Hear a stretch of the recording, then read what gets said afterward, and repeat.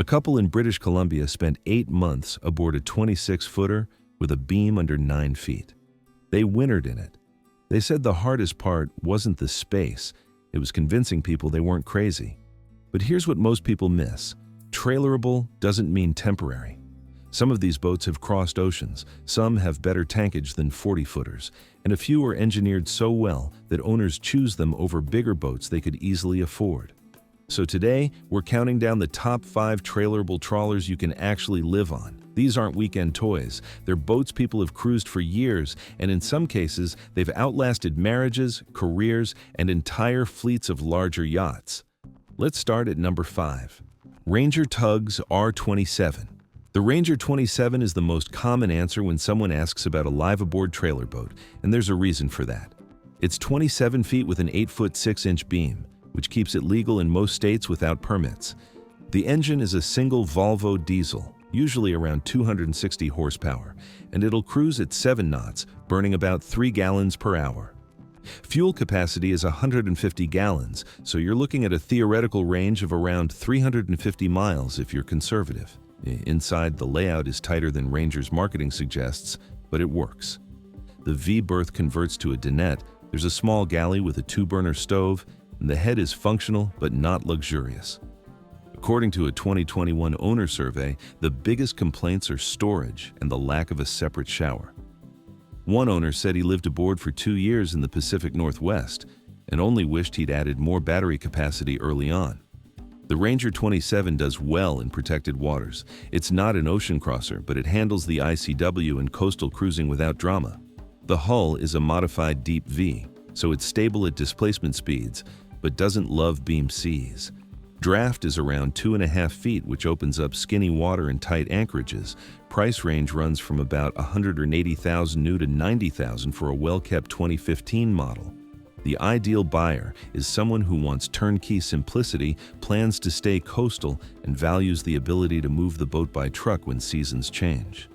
It's not the most inspiring boat on this list, but it's reliable, and that counts for something. Number 4, Nordic Tug 26. Now, here's where things get more serious. The Nordic Tug 26 is older, heavier, and better built than most boats twice its size. It's 26 feet overall with an 8-foot 6-inch beam, but the construction is full fiberglass with hand-laid layup schedules that haven't been matched by any modern production trailerable. The hull is a true displacement design, and it moves through water with almost no wake at 6 knots. Power comes from a single Yanmar or Volvo, usually in the 40 to 60 horsepower range. Fuel capacity is around 100 gallons, but because the engine sips fuel at displacement speeds, owners report real-world ranges exceeding 400 miles. One owner documented a trip from Seattle to Ketchikan using less than 200 gallons total. The interior is traditional trawler layout, V-berth forward, galley to port, head to starboard, and a small salon with seating that converts to a berth if needed.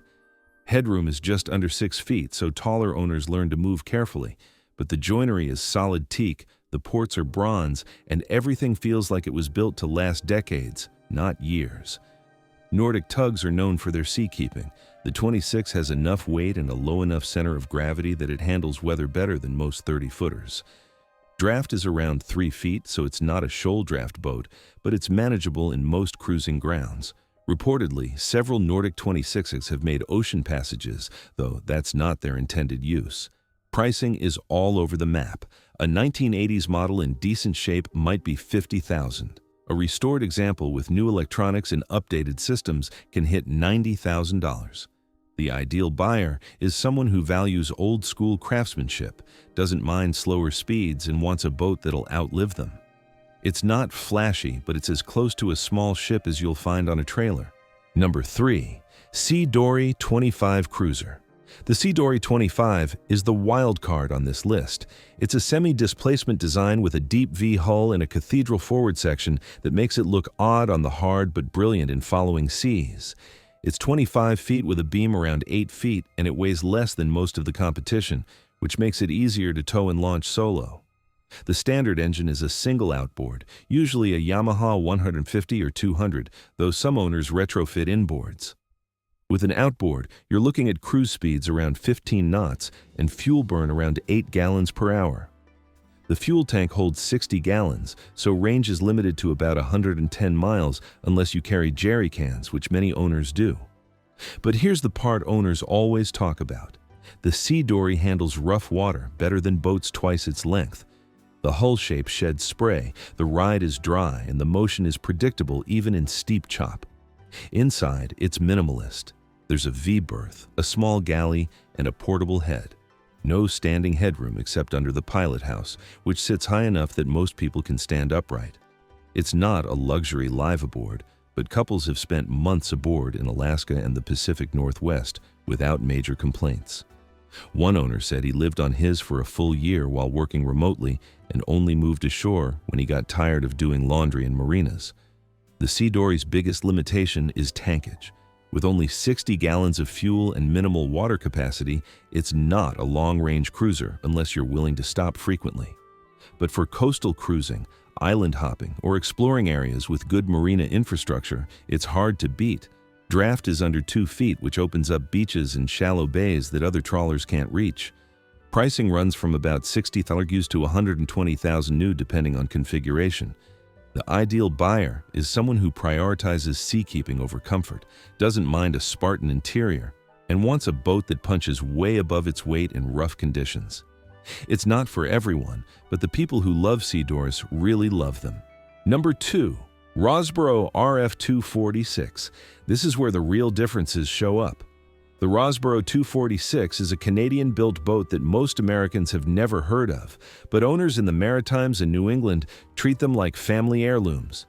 It's 24.5 feet with an 8-foot 3-inch beam, and the construction is hand-laid fiberglass over a full grid system. The hull is heavily built with extra reinforcement in the keel and around the engine mounts. Power is typically a single diesel, often a Yanmar or Beta Marine in the 27 to 38 horsepower range. It's slow. Cruise speed is around 5.5 knots, but efficiency is remarkable. Fuel capacity is 80 gallons, and owners consistently report ranges over 500 miles at displacement speeds. One owner documented a trip from Nova Scotia to Newfoundland, averaging less than 2 gallons per hour. The interior layout is simple but functional. V-berth forward, small galley, enclosed head, and a pilot house with seating for 2. Headroom is tight at around 5'8", but the build quality is exceptional. Rosborough uses bronze hardware, teak trim, and through-bolted fittings throughout. According to a 2018 review, the biggest selling point is durability. These boats are built for commercial fishing standards, not recreational compromises. The Rosborough handles weather like a much larger boat. The hull is a traditional displacement design with a full keel and enough dead rise to shed waves without pounding. Draft is around 3.5 feet, which limits some shallow cruising but adds directional stability in wind and current. Several owners have crossed the Gulf of Maine in conditions that sent sport fishers running for harbor, and they describe the ride as uncomfortable but never dangerous. Pricing is surprisingly reasonable. Used examples range from $40,000 to $75,000 depending on age and refit status. New boats are rarely available because Rosborough builds slowly and maintains a waiting list. The ideal buyer is someone who values toughness over speed, doesn't mind a utilitarian aesthetic, and wants a boat that'll handle the worst the North Atlantic can throw at it. It's not pretty, but it's nearly indestructible. Number 1. Nimble Nomad. At number 1, we have the Nimble Nomad. And this is the boat that changes the conversation. It's 24 feet with an 8-foot beam, but it's been sailed and motored across oceans, plural. The design came out of the cruising community in the 1980s, and the entire concept was to build the smallest boat that could safely cross an ocean while still fitting on a trailer. The hull is a modified full displacement design with a cutaway forefoot and a protected propeller. Standard power is a small diesel, usually around 18 to 27 horsepower, and fuel capacity is 60 gallons.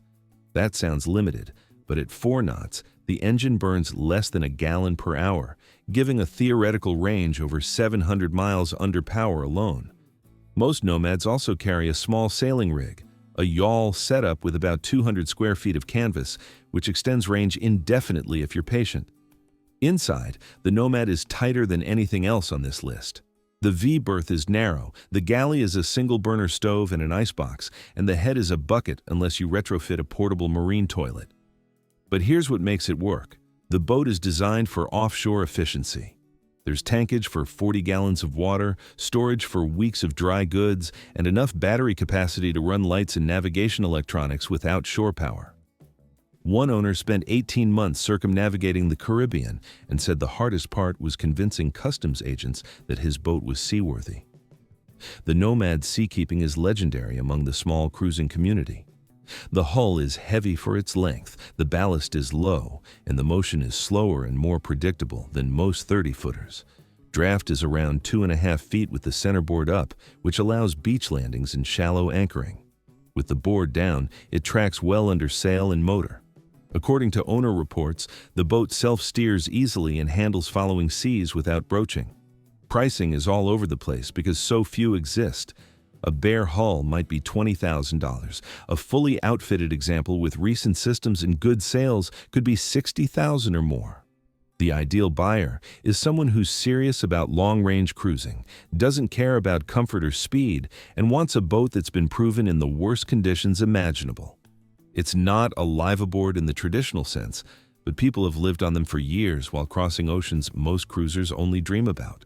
So that's the list. 5 trailerable trawlers you can actually live on, ranked by capability, build quality, and real-world owner experience.